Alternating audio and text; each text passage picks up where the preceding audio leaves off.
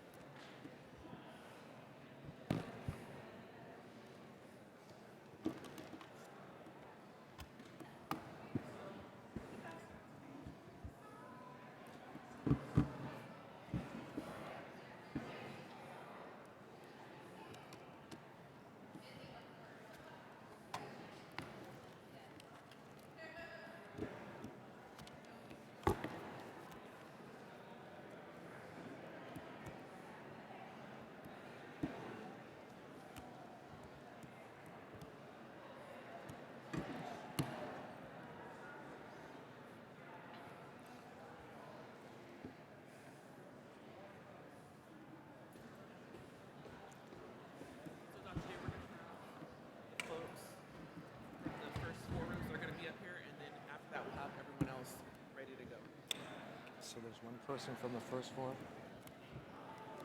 One person from the first floor? The first floor, is that what you're saying? Oh, I'm talking about the first four: public contracting, education, employment, and services. One person from the floor.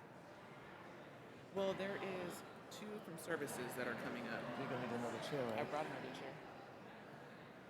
There's 5. Oh, so you want me to lead the stage? No, I can have you sit up. I didn't know you want to stay up here? Absolutely. Okay, I'll bring another chair.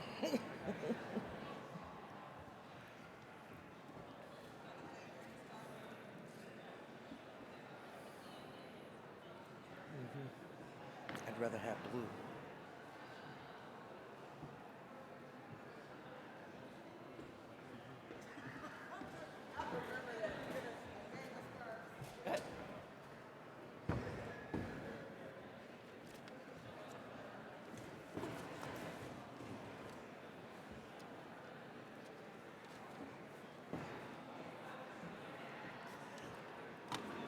Welcome back, everyone.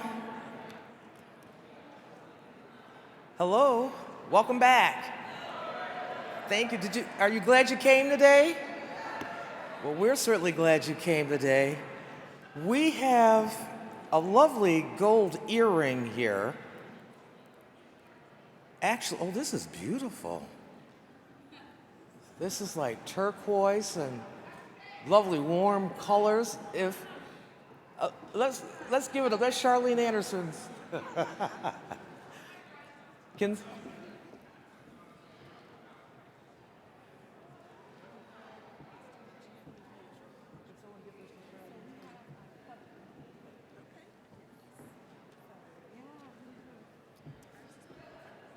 Also, on your tables are bookmarks that we want you to take and use as you're reading Racing to Justice. How many actually think Dr. Jay is going to be famous one day?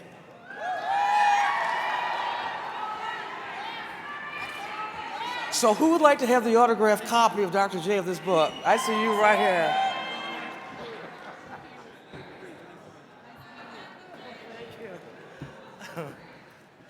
So please stop right here. Stop and give Ava your name, please, because I would want to have a conversation with you in February of 2023 to let me know what you plan to do with what you read. Okay, thank you. On your table are bookmarks that we would like for you to take to use as you're reading Races to Justice. How many went to Elephant in the Room today? Did you have a good time? So you could use this for that book. Was anybody in Four Pivots this afternoon? Well, you've got a bookmark for that. And on the bookmark is one of our favorite quotes by Dr. Cornel West, who's Secretary Manessa's from the Department of Social and Health Services brought in a couple weeks ago. So we just want you to keep the vision ever in front of you. Okay, I think also we have Jackie, who's joined us to do interpreting. Let's welcome Jackie to the summit. Thank you, Jackie. Jamaica, I'm not sure, is Jamaica in the building? Carolyn's Jamaica? Yes? Jamaica's in the building. Let's just stand up on our feet and give Jamaica a round of applause. I don't know if you've ever tried to interpret all morning long with different speakers. Let's just give it up for Jamaica. Jamaica, we love you. Thank you. Is Alfie here? Is Alfie? I can't see. Is Alfie in the room? Is that a no? Not yet? When Alfie comes in the room, could somebody just bring her to me, please? No matter what I'm doing? Okay? Thank you. Alrighty, if you are a presenter for public contracting, public education, public employment, or public services, please make your way to the stage now. I see we have 3. I'm missing at least 2 more people who are going to be presenting for public contracting, who's giving the report up for public education, public employment, or public services. Please make your way to the stage now. Thank you.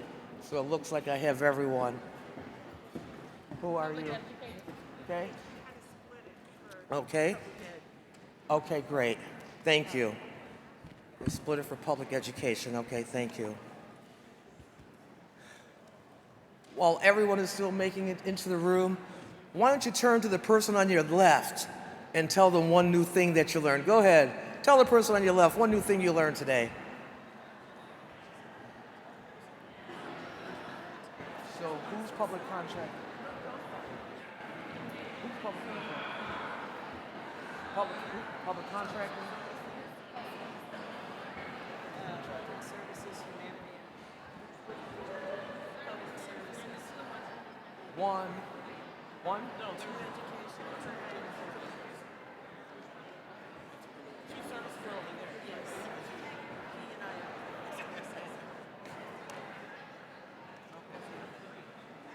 Can you sit with, and can you sit for the one?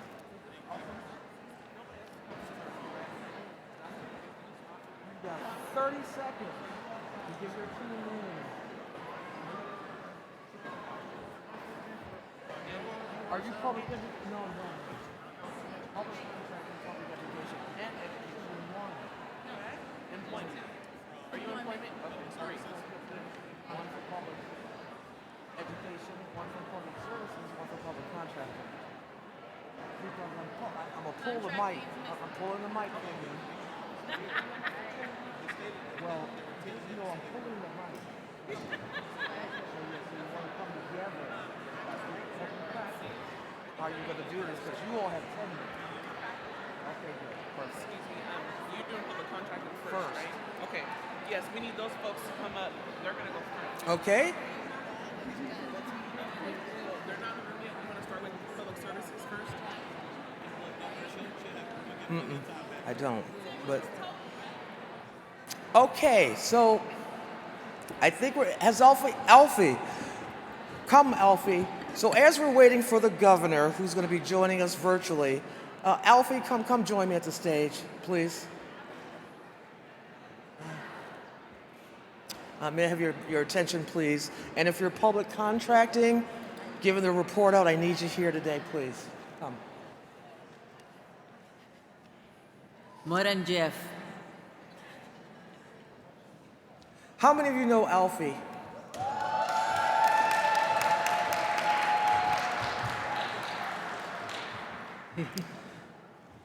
I happened to call my friend Alfie the other day because we were going to have breakfast together. And we're chatting and kicking it and blah, blah, blah, so and so. And she tells me that she's going on a permanent vacation. And I cried. And I don't know about you, but this is probably one of the most powerful, loving, fierce, committed people I have ever known.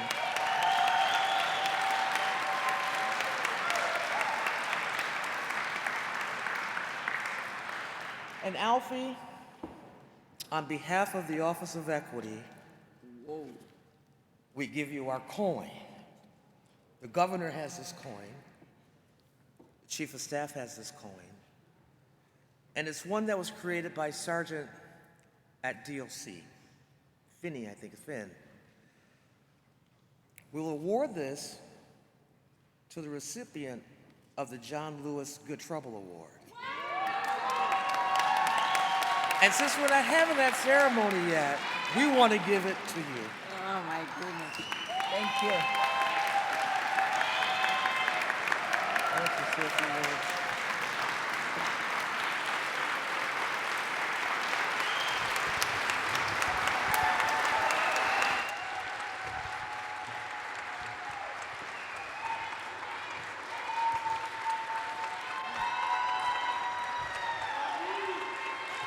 Thank you. Thank you.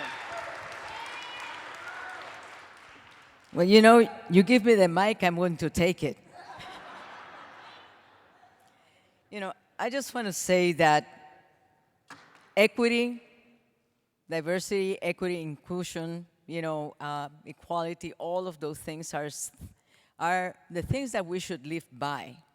And I've been to several of the sessions today, and it just continues to affirm the fact that we are on the right path in Washington State. And I know as I live with a happy heart, knowing that at least in my agency, we're making strides and making efforts to ensure that we march in that same direction. And I know not everybody's going to be able to go at the same pace, but as long as we kind of set the compass to be able to go into equity, inclusion, our state is going to be head and shoulders above anybody else. So, Karen, Dr. Jay, thank you so much. I really appreciate you. Thank you, Alfie. We love you. And when you get bored, feel free to come back and volunteer with the Office of Equity. Does anybody have a lovely blue wrap that matches my outfit? If so, I need you to bring it up here so I can use it when I sit down. Please to cover my legs. I appreciate that. So we're going to go ahead and get started. Jeff, is the governor ready? So right now, public contracting should be here. Oh, thank you so much. But it's black. Oh, I'm getting all kinds of colors. I'd rather have black. Thank you. Here, give this to her, please. Thank you. Jeff, is the governor ready? Yes. Is public contracting ready? You're public contracting? Okay. Gov, I don't know if you can hear me. They're working on it. Oh, okay. So somebody's going to cue me when he's ready? For some reason, she can't hear you. For some period of time. Hey, Oh, there you Gov. go. Oh, okay. Well, there you are. Well, okay. So you're here. So, Gov, we're all here. Oh, by the way, we just honored Alfie. We just told the people that she's going on permanent vacation. I don't know how you even allowed that, Gov. She deserves it. She deserves it. Let's go ahead and give it up for the Gov for being quick on his feet. There we are. There you are. Thank you. Now I see you. All right, Gov. So you're here. We're ready. And, just a personal point of privilege. I don't know if I'm not trying to tell the people your business, Gov, but the Gov has been sick. He's not been feeling well. And this was so important to him that he came to be with us today. I would like for you to join me in standing to our feet and thanking our leader for who was sick coming in and joining us today. Not well. Oh, you can do better than that.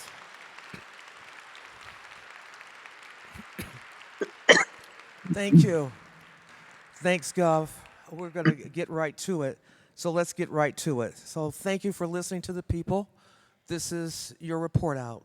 You asked us and said in Executive Order 2202 that you plan to hold our leaders accountable for achieving equity in this state. as well as for becoming a pro-equity, anti-racism system.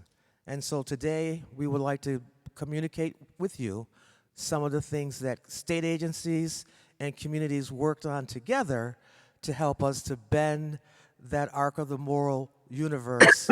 What are we going to do to bend it? So first up is public contracting. Let's welcome public contracting to the stage.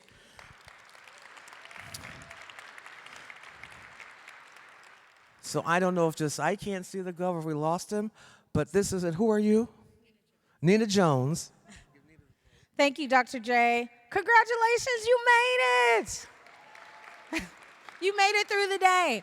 I am, as Dr. J said, I'm Nina Jones. I'm the Business Diversity and Inclusion Manager for WashDOT, which means I get to do a lot of public contracting. We handle all of the small and diverse and disadvantaged business goals statewide. Our group was tasked with furthering the work on the governor's roadmap with regards to race and gender neutral measures that we could standardize in public contracting.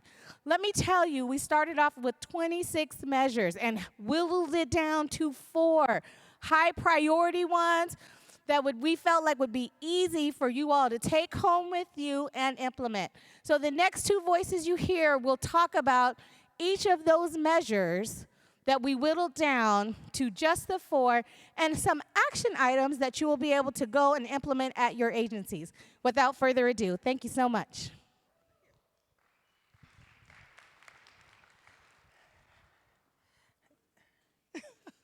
Hi, my name is Tracy Harrell. I am president of the National Black MBA Association, Seattle chapter. I'm also president of It's All Bigger Than Me Consulting. I'm a diversity, equity, and inclusion consultant and trainer. I'm also a mindset coach. So let me just say, it took us a lot of energy to wrap up this conversation. And I don't want us to pretend like we're done. I'd like to just share that these are some suggestions, and each of these measures and metrics all require specific timelines, which we did not see, was not clear, and accountability. So I want to make sure, Governor Inslee, as we move through the roadmap to contracting equity, that we do focus on timelines and accountabilities. So, yes? Can I get an amen? Come on. Timelines and accountabilities. So our first measure was increase state-awarded contract and spend with small and diverse businesses. That seems obvious, but we have to state the obvious sometimes, right? We're at the place of where we're stating the obvious. The metric is OMWBE will set contracting goals for each state agency and higher education, all by 2023. The action item is that each agency will comply with the defined goals through standardized reporting. Now, there were obviously conversations around the teeth and the timing, again, and the accountabilities, but that was measure number 1 and metric number 1. Measure number 2 and metric number 2 related to education and empowerment.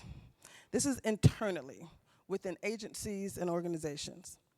And the metric is pair training for all agency staff that's engaged in any type of contracting and procurement. We also talked about requiring community engagement, requiring that insight from community. So the action is to specifically develop the training and to track compliance. Thank you. Thank you very much. I get to share a couple additional metrics that we went through. For those of you that I haven't had the opportunity to meet, I am Cara Griffith with Tandem Motion. We are a certified WBE DBE here in Washington State. And what I think made this conversation so dynamic for us is we had so many great folks from the agencies that were a part of this conversation in conjunction with some of us that are small businesses and small business owners. So really helpful, I think, to get the diversity of perspective in the room. So Governor and our co-creative, collaborative, honored guests, here are a couple other metrics that we will share with you. The first measure is around education and empowerment from an external perspective. So by external, we mean small businesses and contractors. That's the group that we're referring to for this specific measure. The metric that was identified is outreach, and the specific action item selected is to create a specific outreach plan. A few examples or considerations when it comes to the outreach plan include access to resources, technical assistance, and potentially attending open houses or breakout sessions. So that may be a consideration for those of you that are operating in that space. Our fourth and final metric that we wanted to share with you, this measure is entitled Reduce Barriers for Contracting. I think this is probably at the top of the list, right? I'm getting some head nods. I think everybody can empathize with this one. The metric that we specifically selected for reduce barriers for contracting is to have your supplier diversity manager, that individual or individuals, really need to be on the project team from the get-go. They need to be involved in the contract development process up front. One of the concerns, or really it was a theme, a concern that was shared, is that oftentimes either the supplier diversity manager is not included in the conversation or included too late. And so again, that metric here is to really get that individual or individuals on the upfront, on the onset of the beginning of the process before it's really too late. So the action item here is to give that person signatory authorization before we're even hitting the RFP process. That's gonna help us ensure that that supplier diversity manager who has the insight and the training to think about things from an equity perspective, that those specific aspects are being considered before this even goes out for bid.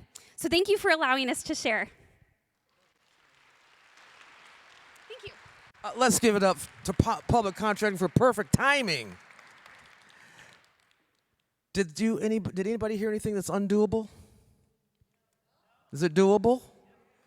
Mr. Powell, when you come back, we'll have done something in public contracting to make sure that everybody has an opportunity. There'll be everybody, Jackie, everybody.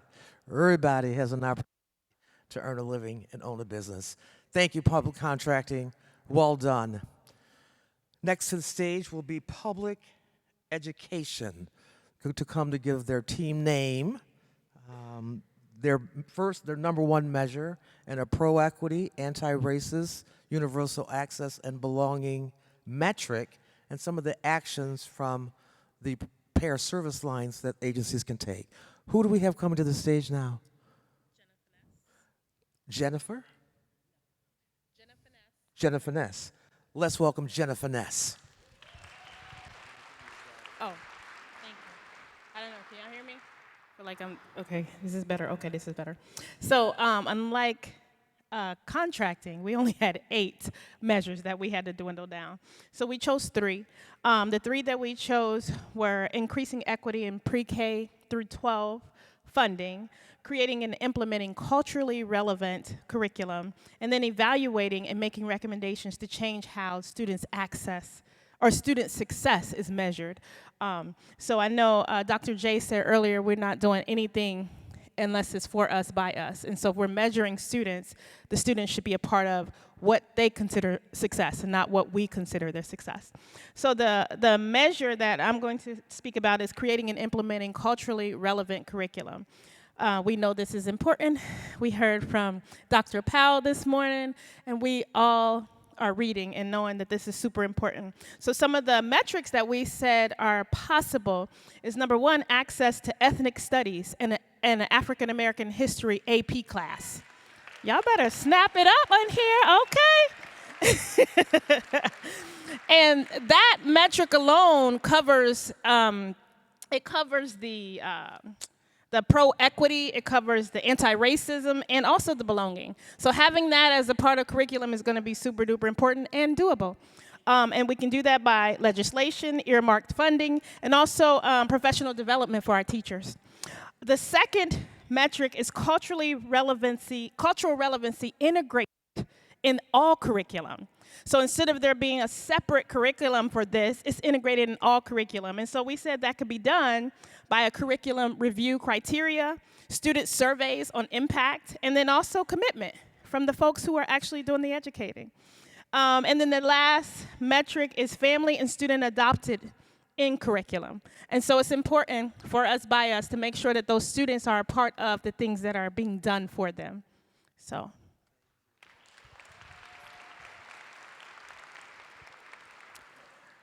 I just want to thank the folks that were in the education room. We had a lot of rich discussions, and we didn't come up with all of the things that we wanted to do.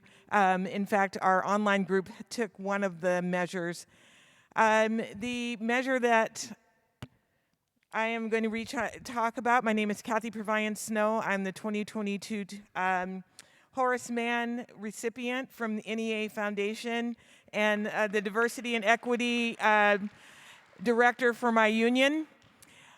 Increase equity in pre-K funding, pre-K to 12 funding, sorry. Revise the funding for general education to equitably distribute the money based on the students in all schools within the state.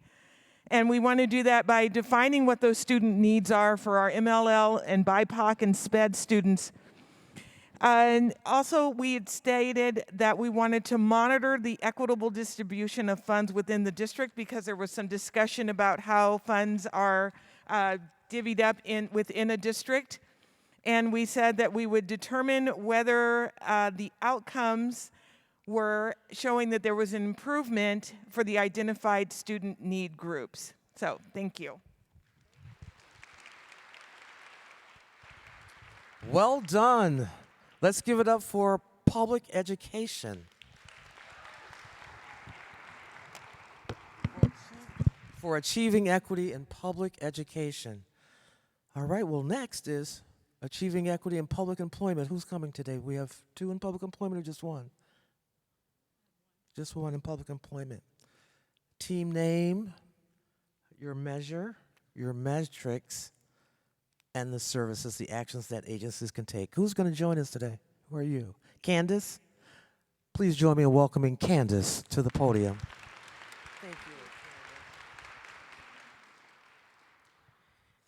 Good afternoon. My name is Candace Wheeler, and I am a public advocate. I am a paralegal. I also work in the college education. I run the TCC Titan Pantry. I have a passion for feeding our students, and that's a big barrier. I come before you today with our team. Our team is Pear Bears. And our top-ranked measure is increasing the DEI for all. One of the metrics that we had came up with, which was one out of many, is how does that look and how does that implement when we are training our employers? One of the things that we started to talk about is we don't want it to become a joke, and I'm just being transparent.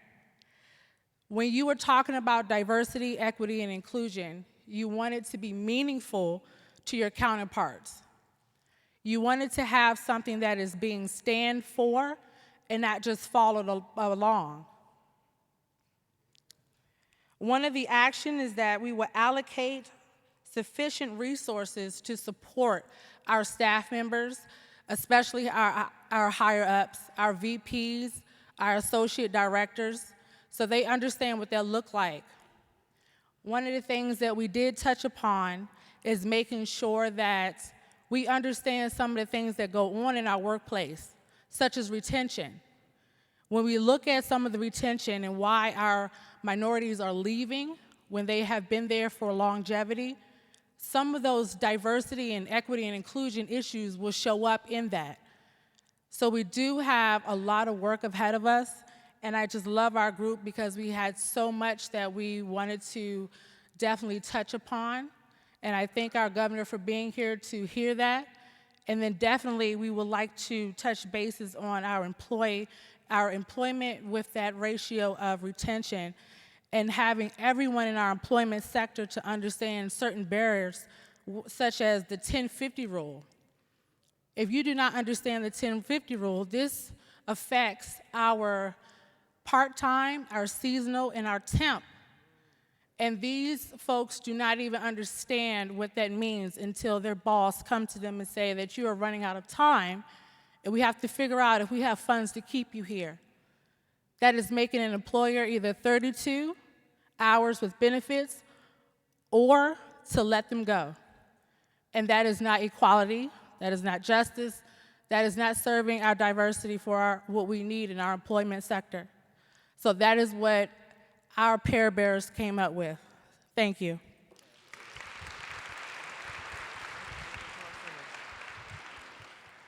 Thank you, Pair Bears. Thank you, Candace.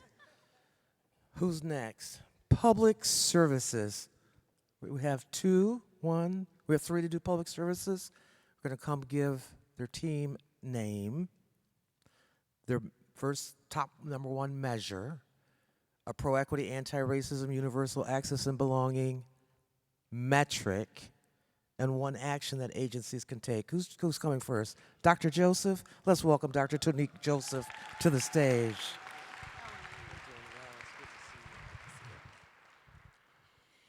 So today I'm very honored to be able to speak with you about the realistic, intentional, and relevant measure that we would like to be adopted by everyone in this room.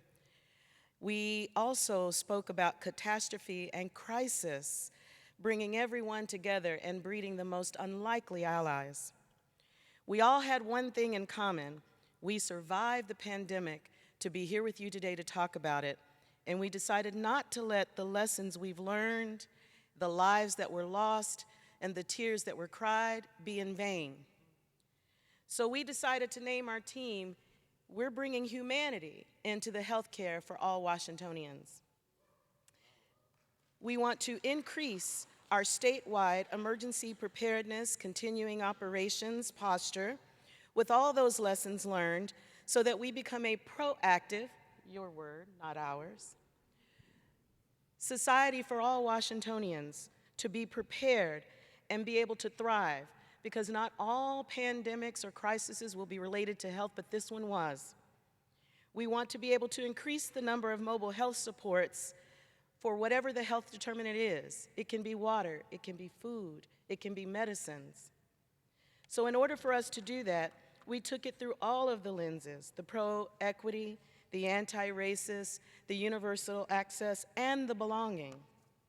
So what we decided was, for the plans and policy Pairline service, we need everyone to stop and take a measured pause, reevaluate all of their state and local continuing operations, policies, programs, and manuals. For the workforce equity, it wasn't the CEO, it was the clerk from aisle 2 who needed to give you toilet paper. So that was what we decided for workforce equity, a quick review of what mission essential work means at the line level. Public communication and education, review our mass communication. Who's doing it? What are they saying? Where trust is not there, we need to build it so that people understand that healthcare crisis, those crises when fires come, they know no color, they know no name, it reaches us all. So what we want to leave you guys with is we want to ensure access to all health needs regardless of the social determinant, and we would like for that to be the real feasible and attainable thing that we do. Let's not wait for the next thing. Let's review those manuals now and involve every member of the community, because it was the community that came together to solve this crisis.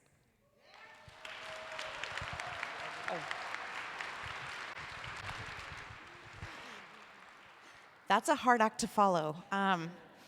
So I'm representing we had as many as 50 participants in the virtual room, which I think might even be more than were physically in the room.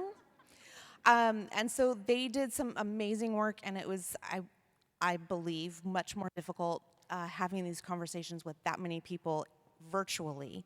And so I really want to thank them for their coming and speaking up and sharing. So this is what they came up with. The area is increasing equity in housing. The measure is that every Washington resident has a fixed, regular, and suitable nighttime residence with access to employment, education, and services, and spend no more than 30% of household income on rent or mortgage costs. Then they went so far as to describe and define suitable housing.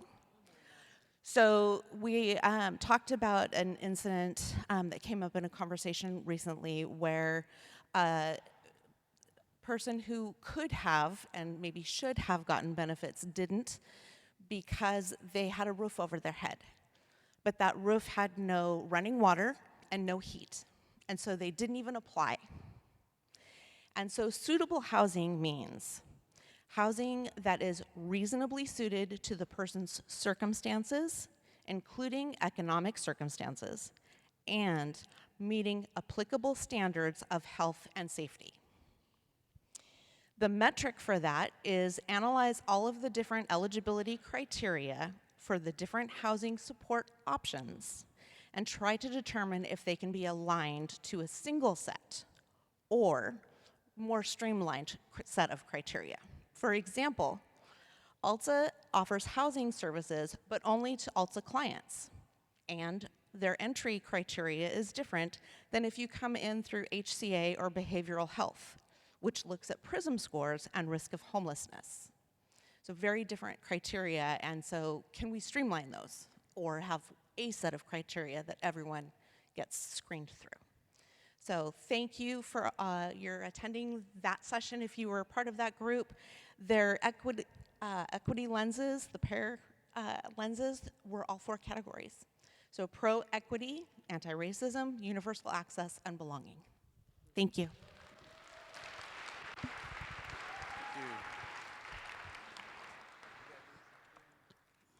I'll give you 2 back. Hello, I'm David Reeves, and truly excited to be here today. This particular measure, particularly as it relates to equity in housing, is near and dear to me, as I have recently relocated from the southeastern region to, of course, the Lacey, Washington region. I serve as the lead pastor of the New Life Church. Our metric here speaks in reference to reducing housing displacement due to rent increase and financial emergencies. We recognize that the growing homeless population is very much so significant, and the only way for us to reduce that population and at the same time provide equitable housing for persons in this particular area, specifically within the state of Washington, is to reduce housing displacement due to the increasing rents. Our applicable lenses, of course, all pro-equity, anti-racism, universal access, and also belonging. The actionable item, regulations on rent increase, as well as rental assistance. Many of you remember walking through the pandemic and, of course, experiencing the rising rates of rent and the difficulties, of course, of paying mortgages as persons walked out of their jobs, persons were released from their occupational settings, and, of course, experiencing the rising cost of things all around us. In no short order, of course, rental assistance is something that's needed, not just throughout the duration of the pandemic, but even beyond the pandemic. There's a significant need, and certainly needed here in the state of Washington. Thank you. Oops.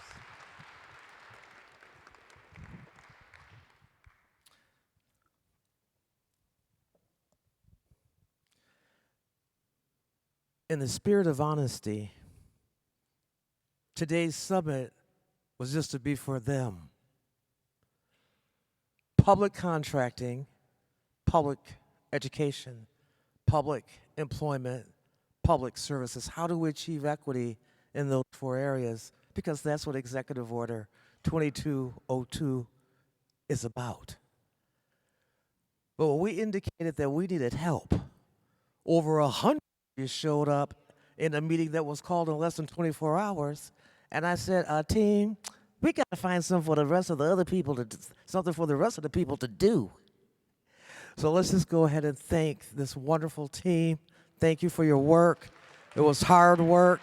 You had homework, pre-work, work today, work after, and we thank you for giving us something to do.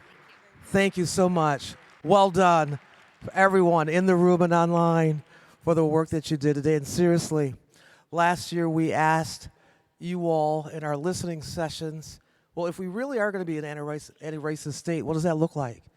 And if we really are going to shift our work culture to center equity, access, belonging, and justice, what does that look like? What's it going to feel like to live in this state? What is it going to feel like to work in an agency like that? And how are we going to measure it? And you told us. And so those are the measures that these 4 groups were working from as their starting base in October. And between October and today, they had to take all of those metrics that you gave us and bring it, crunch it down to 4, and today just report it out on the top 1. And just know that just one measure, one thing is our starting point, but we plan to become remain the #1 state in the land to work, live, learn, play, and stay. Thank you. Okay, Gov, we're moving on. Next up is the team, now that Directive 9801 is rescinded, what now? So who's coming to the stage? Let's just welcome them as they come quickly to the stage. They'll give the report outs for that. And following them will be finalizing the determinants of equity.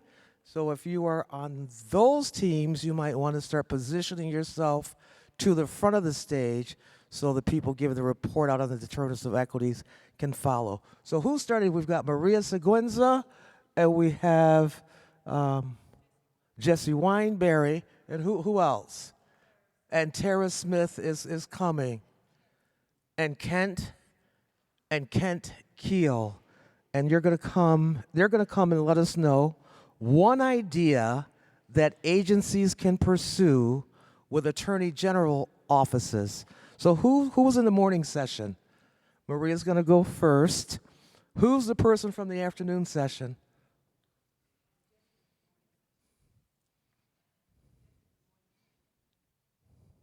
So you all need to huddle. So I've got Maria and Jesse. So the 2 of you are going to give the report? Okay, so we've got about 5 minutes. So let's give it up for Maria, Jesse, Tara, and Kent in 5 minutes. Hello, everybody. So I'm going to do a brief synopsis to kind of set the context for the ideas that were generated during the breakout sessions.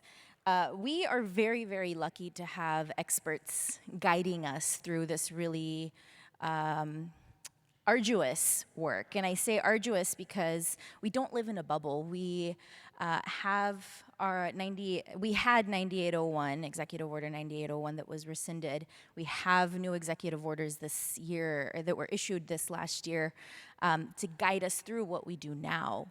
But before we even started generating any ideas, we had to understand what's surrounding, what environment we're living in. So we got a crash course on federal laws that we have to follow when we're thinking about contracting, when we're thinking about higher education, when we're thinking about hiring. And we also got a crash course on the history. I'll say a 101, maybe 98 level, because we had folks in the room who were there since the beginning of the creation of OMWBE that really helped guide us and get us to where we were in 1998 and where we are now. So I will pass the mic over to Representative here to give us a little bit of a synopsis of some ideas that were generated during the session. Thank you, Maria. And thank all of you. You guys need to give yourselves a hand, because without you mobilizing, writing, emailing, organizing, this would not be possible. My name is Jesse Wineberry, and former member of the House of Representatives and attorney, and we were in a session with the Solicitor General, who spoke the early part of the day, Noah Purcell, and what we came out with was first a realization and then results. We realized that the governor's executive order under state law only has life during the time that the governor is in office. We want Governor Inslee's legacy to live forever, not just until he is no longer in office. And so one of the outputs or results of our session is that we are now going to begin, as a next step, working on what is called agency-sponsored legislation with the Office of the Attorney General to transfer what is now an executive order that could be temporary into a codified law that will be permanent in Washington law.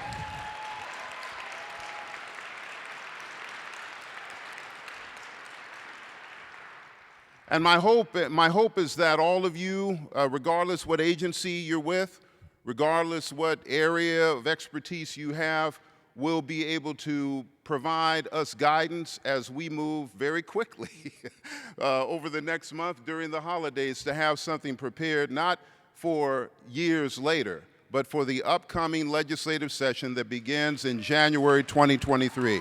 God bless you all, and thank you very much.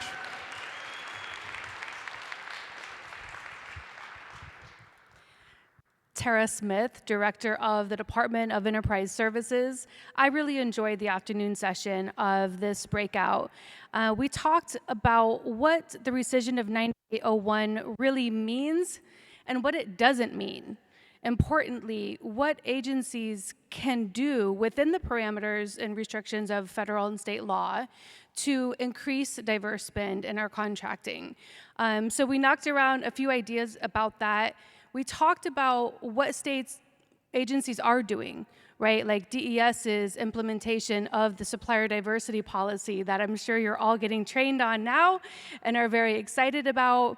Also WashDOT's work that's meeting and exceeding DBE goals, and OMWBE's work that's providing leadership around setting goals for state agencies. There's a lot of momentum that really excites me around this work right now, and so we came to the same conclusion that the morning session did, that this codification of policies and practices that we're really working hard toward now would be wonderful to see, right? So that this work is evergreen, to use a very Washington word. It's sustainable. It doesn't go away with the next government, the next governor's administration. I certainly want to see the hard work that we're all putting into this now continue in the years to come. So I really enjoyed the conversation, and thank you, Office of Equity, for bringing us all here to talk about this.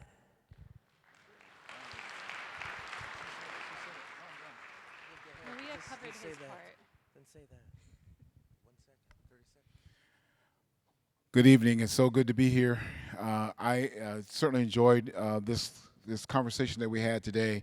You know, this group just summarized a lot of the points. We were in the same meeting, so they summarized a lot of the points. I think the big thing that I want to encourage everyone in this room is what Jesse said and what we said, is that we want to now focus on making this law.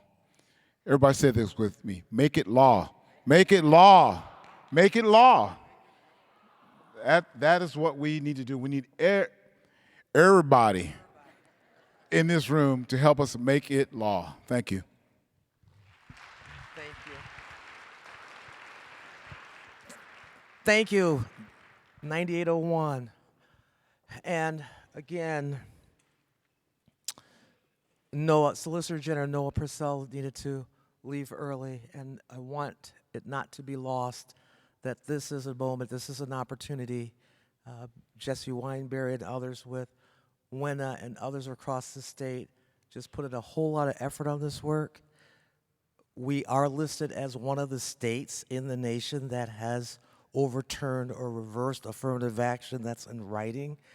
And that's who has, and I'm not sure if we want to clap on that or not, as being one of the states that's like not doing affirmative action. I'm not sure that's a good list or a bad list, but it certainly gives us an opportunity to move forward and make sure that everybody has an opportunity to a fair life and achieve their full potential. So thank you for giving us very concrete, specific actions that we could take. Who's next? Is Clinton and Nicole coming next? We have Clinton Johnson coming from Washington, D.C. You know, Clinton just received an award in Germany for his incredible work that he does in the geospatial information mapping plane. So let's just go ahead and give it up for him. I don't know if you've gotten an award from Germany lately, but I certainly have not. And I think that that might be a good necessary trouble award that we would like to give to you on behalf of our office. And just before we give the mic to Clinton, there were several groups that came together to talk about how we're going to finalize our determinants of equity, those conditions that people need in their life to live, like food, like money, like housing. Some of you know them as social determinants of health. Clinton, come and tell us what you want the governor to know about how we're going to ensure that everybody has a fair shot at life. I'll do my best. Thank you. So we had over 120 people attend the session. We didn't expect, but maybe a quarter of that many people. So we're still synthesizing a lot of the feedback, a lot of that input. But there were a few things that I wanted to share with all of you that I think we felt were really important to our conversation, and some of it really gets to the kind of work that I do. I don't know how familiar many of you are with digital geography or GIS, but it's this open, secret capability that is being used to influence just about every facet of your life, whether it's from managing COVID-19, getting a package shipped and delivered to you on time. It's all really important. So geography is relevant in all of the stuff that we're talking about when we're talking about belonging and we're talking about equity, and as is race. And when we think about race, we think about the categories that are defined for us that we have to sometimes put ourselves in when we're dealing with the federal government or healthcare, but also the categories that other people put us in. So it's really important how people see you when they're interacting with you to provide services to you.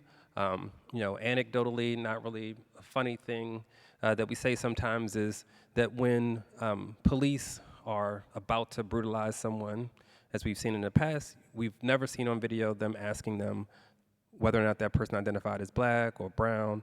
They decided. So, you know, I share a little story to sort of explain why race and place and how people see you matter. So very often, people will see me as a man, and then suddenly the benefits of sexism start to pile before me. Sometimes people see me as young, and then the benefits of ageism will pile in front of me.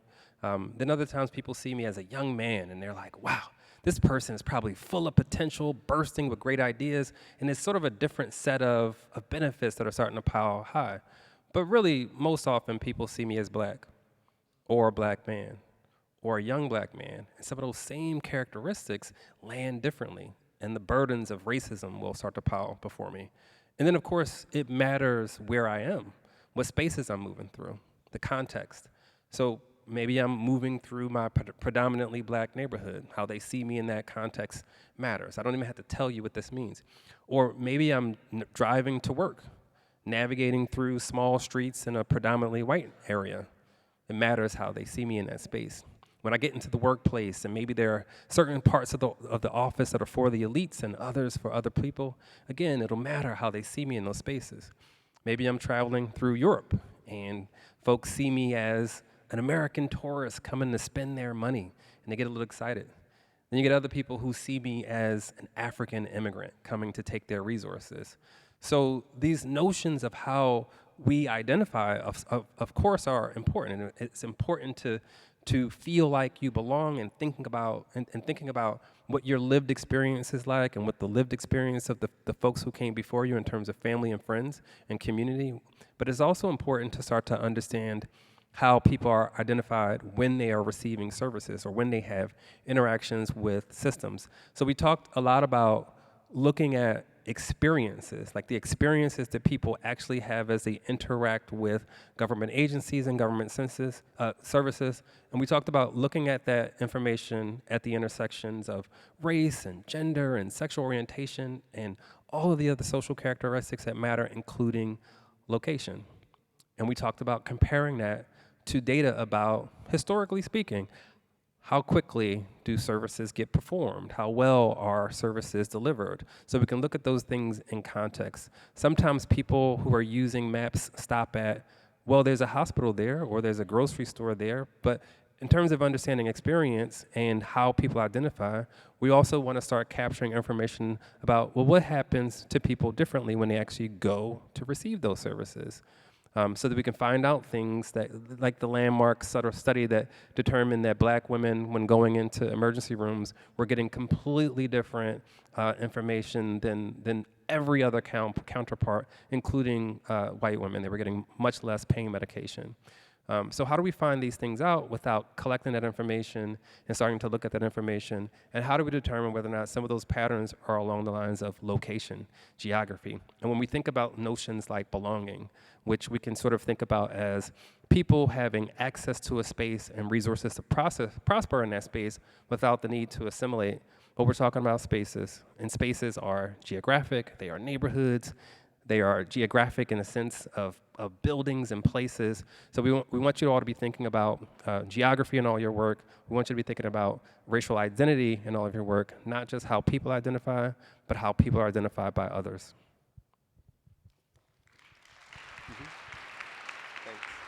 Thank you, Clinton.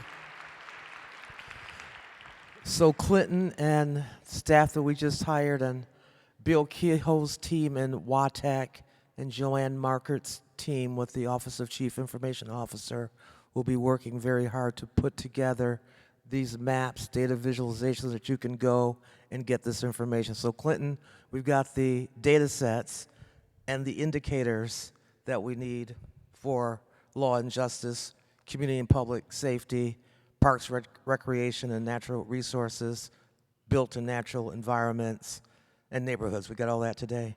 Give yourselves a hand. Thank you. And while I'm at the mic, so it looks like somebody took my phone, my cell phone, and left me yours. I'd rather have mine back. Please, so whoever that might be, come get your phone and bring me mine. Please and thank you. Okay, so next up is, next up is the one and only John Powell to come and share what we've learned about making Washington a belonging state. Let's give it up for Mr. Powell. And following him is elephant in the room, so Phil Sharpskill, Jacobs, you can get yourself ready. Now, if you wanted an autographed book by me, I'm thinking that you probably would want one autographed by Dr. Powell. So maybe you could just autograph this so we can give this to someone who's going to read this and would like to come and tell you what they did, since you challenged us this morning, what they did in helping to make our state a belonging state. So who knows nothing about belonging and wants this book signed by Mr. Powell? Oh, don't be scared. Who knows nothing about belonging and wants this book? Somebody over there. Well, somebody over there needs to come over here. Let's make it to the stage. Let's give, come. Let's stand and honor the honesty, the courage, and the leadership that it takes to say, I don't have a clue about what you're talking about, but I want to. Oh, no, if you go clap. Let's give it up. Would you like to present it to him?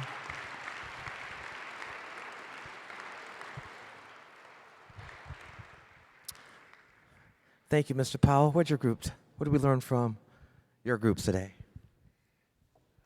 Well, I learned many things from the group, and what I learned is that I need more time with them. But they're doing it. They sent us a bunch of stuff electronically. They're fully engaged. And what I also learned, not just from this group, but all the groups, just how much work and the foundation's already been laid. And the question now is to bring that together and build off of it. You know, if you have a many people playing instruments, a drum, a clarinet, violin, it's all nice, right? But it's not a band. You know, they can all be great, but it's not a band. In order to have a band, you need a director, you need a band leader, you need someone who says, okay, now, drum, calm down, we want to hear from the violin. And so I think, in a sense, both an audit and a leader, a set of leaders, but a leader nonetheless is really what you need. I think you have that right now in Dr. Jay.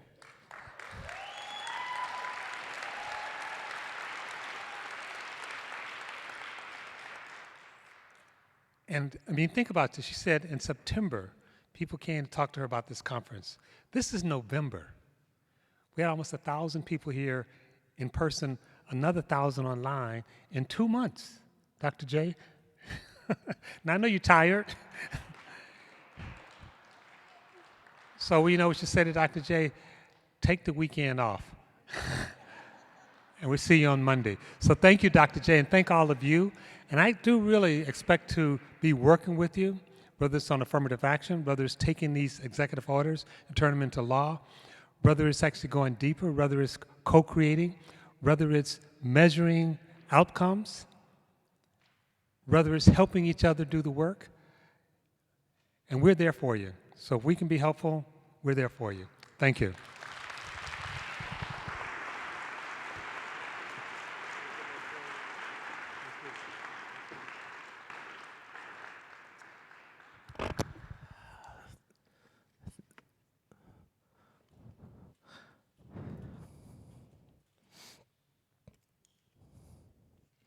I may be the conductor, but it is those who are playing the instruments each and every day that gets the job done. So it's really you who gets the job done. And together we are going to make beautiful music together. We're going to be in perfect harmony, even with discordant, even if those, you know, the beautiful thing about clapping off beat, that's typically what other people do other than people who look like me, clap off beat.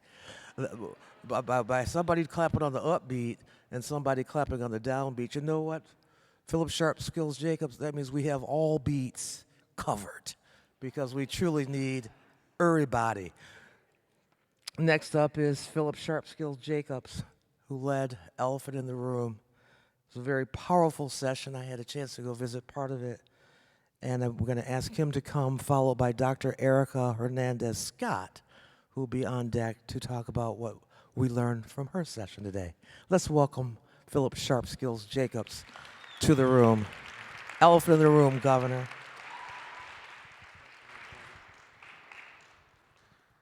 I just want to say, Dr. Jay, I just want to acknowledge your leadership in mobilizing this army of people here and your heart behind this, because I know it's not just in your head, but it's in your heart, and not a lot of leaders model that. So thank you for demonstrating true leadership. So real quick, the folks that were in Elephant in the Room session, can you make some noise real quick? All right. So my group was lit, to say the least. But the vision behind this, it's a board game that we're going to be releasing next year, and it's called Elephant in the Room, and it's actually based off of a book that I wrote called Elephant in the Room that got released this year. And throughout my time doing racial equity work, I've been privileged to meet with the CEOs of Fortune 50 companies, CFOs, to politicians, government officials. And one thing that I realize is that even to this day, we still suck having conversations about racial equity. And so I started thinking to myself, like, how can we actually move this needle forward? And the idea of a board game came to mind because, as you know, Americans, you know, us based in the United States, we love our entertainment. And what could also be a way that could lower the barrier of entry for many of us that don't feel comfortable having these conversations. So, you know, a lot of times I think about Monopoly, right, or us playing Uno or things like that, but what else could gather us around a table to have these difficult conversations in the workplace, but not just have conversations for conversation's sake, but conversations that lead to systemic change. So one of the most powerful things that came today, and there were many moments in our session today, but was a gentleman said that based off of the conversation that he had, tomorrow when he goes into work, he's going to talk to his staff about getting a more diverse panel to begin to evaluate candidates that come through the job system. And that is the type of outcomes that we want to come from this. So I believe that conversations are powerful. I don't think we give enough credence to the power of words and how we can influence each other by the things that we say, and it can spark ideas. And so I believe that this game is going to open eyes up and minds up and hearts up to see the power that we have in these conversations with the intention of leading to true change. And so I'm on a ride just like the rest of y'all, still learning. So I just want to say I appreciate y'all that joined the group today. Thank you all for the work that's being done in the Office of Equity, Governor Inslee, and everyone else, and to whoever else honor is due. So I appreciate you. Thank you.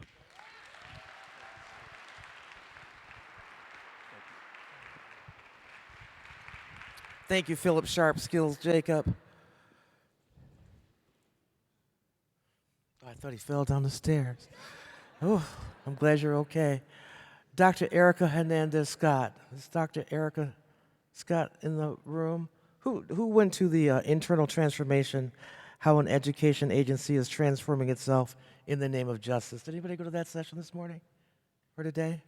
Did we have that session today? Yes? No? No? Well, before we bring then or ask Parfait Bachelet to come to talk about achieving equity requires pivots, are you ready to pivot as Parfait is making his way to the stage, or whoever's going to give that team report out? If you think about the report outs today, Gov, we did this intentionally for you, starting with Executive Order 2202, achieving equity in the state. Well, if we really are going to do that, then we need to get real clear on now that 9801 is rescinded, what are we going to do? And once we do that, we then need to begin to really be conscious about, well, what are those determinative equities and how are people really faring, not only ethnically, racially, but geographically across the state? Is there a difference between urban or rural areas, northern or southern, Washington, eastern or western? Let's just get a picture of how people are faring. But so that we can then become truly a belonging state, where everyone is different and everyone belongs. So that if it's our party and we want pork, we bring it. And those who don't eat pork, well, they have something else, and it's still our party, and it's still okay. But in order to even do that, we have to be able to talk about the elephant in the middle of the room, those biases that we operate from that we don't even know about. I walked into that space, and is General still here? There's General. Stand up, General, let the people see you. I walked in, he said, "Hey, Dr. J, this is great." Let's give it up for the General. Now, when we have our one-on-one, I'm gonna ask you, what was great? And what did you do with what you thought was so great? That's just how I roll. But it just did my heart wonders for the General, to be able to say, wow. And because we don't know what we don't know. And if we really are going to sustain this work, what Dr. Erica Scott was talking about was the internal transformation that occurred in an educational institution in the name of justice. But if we really though are going to make all these changes, and they're going to last, for generations to come, that it is going to require us to pivot. It's going to require us to make some changes, to reimagine justice, to reimagine ourselves. Please join me now in welcoming Parfait Bachelet to the stage to talk about what the pivots are and the takeaway from your group. Parfait.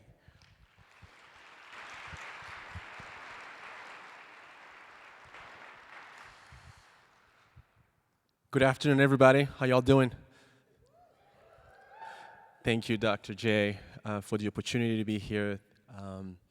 As succinctly as I can, we talked through what it would require to be the type of people who could sustain a state of belonging.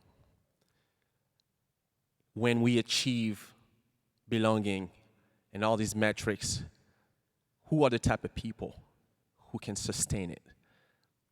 And so I was just helping as a conduit to the work of Dr. Sean Jean Wright in his book called The Four Pivots, in helping us go inward and think about those pivots. And one of the premise in the book is that pivots are not drastic changes, and in that they're more manageable. But they're very impactful because with time and consistency, they eventually get us to where we want to be. And so he offered 4 pivots for us to consider as we work this journey of transformation. The first one is to move away or a little closer towards introspection rather than being so critical of one another. He says that we do a great job wearing these lenses that are good at looking outward, but do a poor job at holding mirrors in front of ourselves. So he invites us to go inward and do more reflection work and build practices both at a personal level but also in our organizations to reflect on who we are, how we're showing up interpersonally and to our patients and clients and so forth. The second pivot is that he says we engage with one another from a place of transaction. And we need to move away from that towards more transformation. Because when we interact transactionally, we are engaging with people expecting something out of them in order to get to something else. And he says, we are so disconnected, we need to connect with one another. So how do we engage more intentionally to see each other, hear each other, and be with each other so that we feel seen, heard, and cared for? The third pivot, he says, that we've been unintentionally conditioned to be reactive because we've been problem solving so much this ill and broken system we've been in. And so he invites us to step outside of the paradigm of problem solving to envisioning, to solutions, to finding some alternative ways. And some of the ways he invites us to do that is to look at the depth of our questions. Are we trying to solve problems by asking superficial questions that looks at just the tip of the iceberg, or are we going deeper to look at the structures, the patterns, and the models that may have brought forth those problems? Fourth, but not least pivot, he challenges us and invites us to be present. He says that we are addicted to frenzy. And if you were to hear conversations between people, it's almost as if we're competing to find out who is busier. And so he asks us to pause, to take time, to be focused, to be engaged, and be present. And in so doing, we will be more likely to actually perform at the level of high caliber athletes like Steph Curry, who is in the flow when he lines up those three-pointers time and time again. And so those were the pivots. It was an amazing group. Who was in the group in the sessions? Can you make some noise? There we go. So thank you again for the opportunity, for engaging in this, and that's it.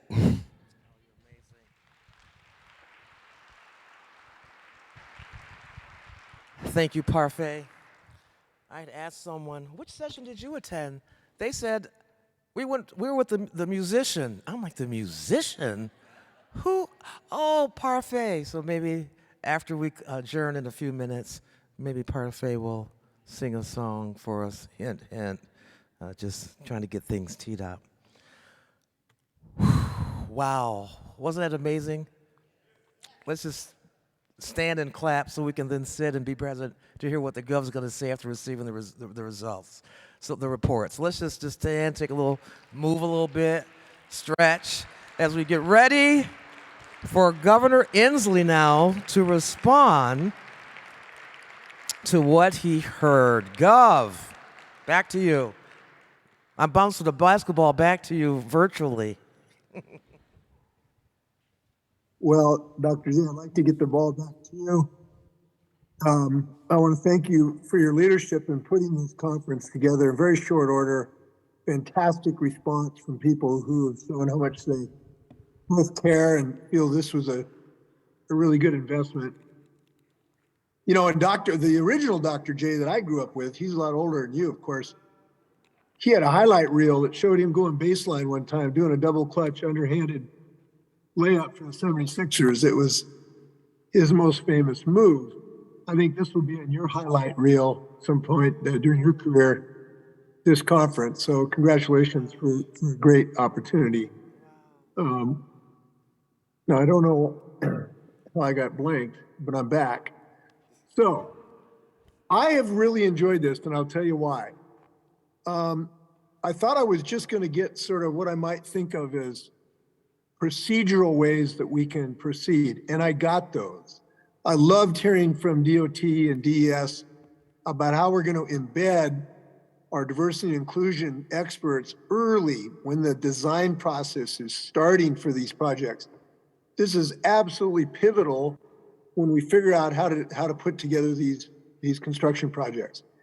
And I think that kind of thing is going to have huge results. And we heard many, many suggestions like that. I heard during the brief presentation that I got to see. Those are fantastic.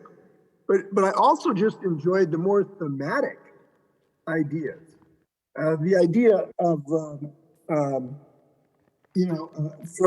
from John Powell of belonging. Just the idea of belonging is such a all-encompassing, inviting way to think about this work, which is non-confrontational, that speaks to the human heart, is really powerful to me on how we think about it. It's not litigious, it's not even based on regulatory action. It's asking people to recognize the power of belonging. So that spoke to me. Parfait's language about think about pivoting. That really is powerful to me because it's not like you run into a brick wall and you got to do a U-turn. Right. You just got to pivot in your existing energies or relationships and be more effective. And I used to play a little ball, as you know, too, so that speaks to me as well. But those kind of ideas about how to use that kind of concept in this kind of work really spoke to me. So I got a lot out of this just listening to people today. I think it was effective as well because it demonstrated how intentional this work has to be. The kind of things that people talked about have to get done if we're going to bend the arc of the universe here. And we identified what they are in each one of the speakers.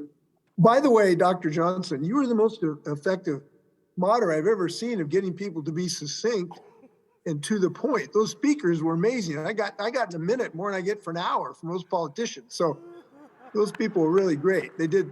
Maybe you can give them a round of applause just for them being so direct and succinct.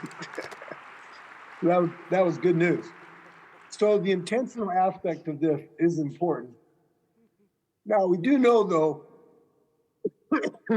the thing that makes this type of form effective is not the day you do it. It's the week after and the month after and the year after. And I know everyone's going to take this and put on their calendar to review with their teams what you learned here today, a week from now or a month from now and a year from now. And I think that will give this forum and this discussion more power. And I encourage everybody to do it so that we actually implement these great ideas that we have heard. The last thing I'll comment on is this is a journey that really does involve what you might think of as small steps. You don't land in the paradise of equity by some, laser beam or light switch or giant leap forward for mankind. It's 1,000 short conversations with people to show you're open to their experiences, that you're interested in their experiences that might be different than yours, and willingness to be candid with people. And we recognize that. And so giving space for people to do those kind of things, I know we're going to look for those opportunities. So I'm going to talk to my teams about this, my cabinet members, my staff. I encourage everybody to take this work and continue the march of progress. So let's keep shooting. Thanks, Doctor. Thanks, Captain. Thanks, Gov. Be well. Take care of yourself. We need another quarter. And with that, it's 4 o'clock. I don't know about you, but I'm exhausted. I'm exhilarated, brilliant, resilient, and still here. How about you? Give yourselves a round of applause. Thank you for showing up today and being present with each other, with yourself. And thanks again to our sponsors, our speakers, Greater Tacoma Convention Center, the Office of Equity team, all of our volunteers, all of our sponsors, AV team, everyone who made today a huge success. Please take all your stuff home. Please clean up the tables now before you leave, please. And do we have a DJ coming? And we have a DJ. Let's welcome our DJ up to the stage because we go dance as we clean. The dance party's at 3:15, 3:16. Party in the house. Bye-bye. Our song. Ain't no stopping. Oh, parfait.